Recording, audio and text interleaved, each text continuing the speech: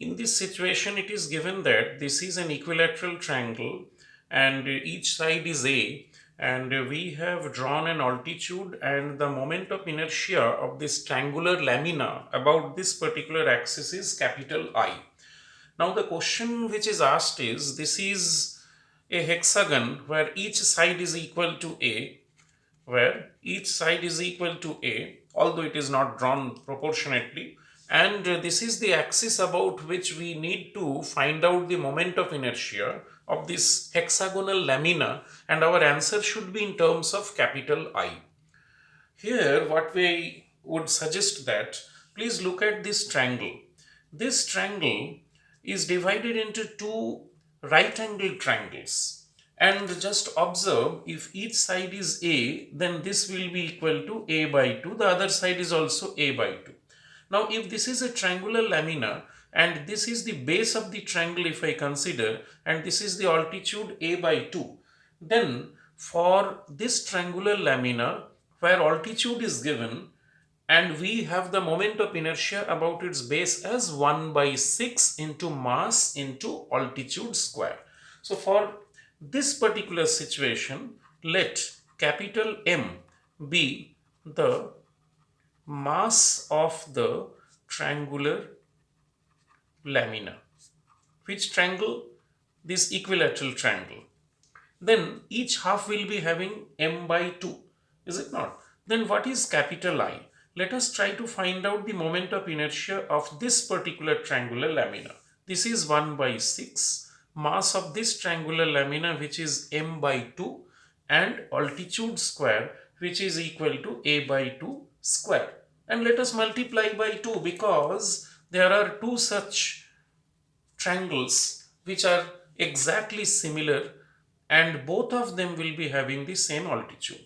So how much we get is capital I, after this simplification it will be 1 by 24 ma square, is it not?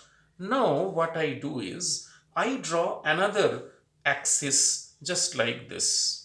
This axis is passing through this particular point.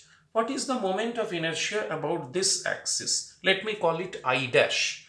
And we are aware of that this previous axis was passing through the center of mass. So let us use theorem of parallel axis. Theorem of parallel axis will give us the I dash value is equal to the parallel axis through the center of mass, that is capital I, plus the total mass of this laminar sheet and the distance between the two axes which is A by 2 and that squared.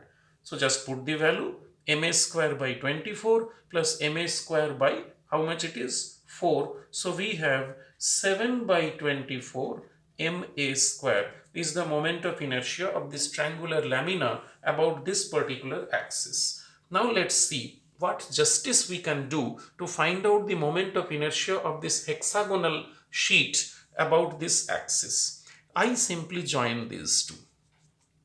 Here also let us join, and here also let us join.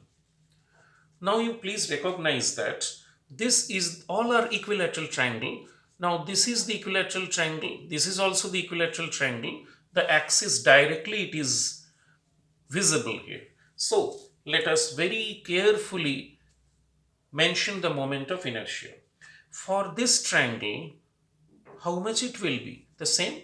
And each triangular lamina I have taken it as the mass m. So this will be 1 by 24 ma square. How many such triangles are there? 2. So therefore don't hesitate to multiply by 2.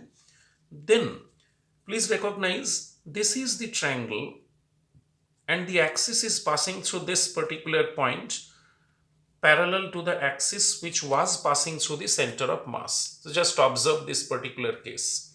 So here this moment of inertia about this axis is 7 by 24 ma square. So 7 by 24 ma square. Like this triangle is also there, this triangle is also there, and this triangle is also there. So these four are identical. Look at this axis which is passing through this. So don't hesitate to multiply by 4 with this particular result. After proper simplification of this, we will get 15 by 12 ma square. Now Our job was to give the answer in terms of capital I. How do we justice? Let's see here. I is equal to 1 by 24 ma square. So ma square is 24I. So if I write ma square as 24I, so this will be 15 by 12 into 24 times I. So this becomes 30 times I. So the moment of inertia of this hexagonal sheet comes out to be 30 times I. Just check the calculations.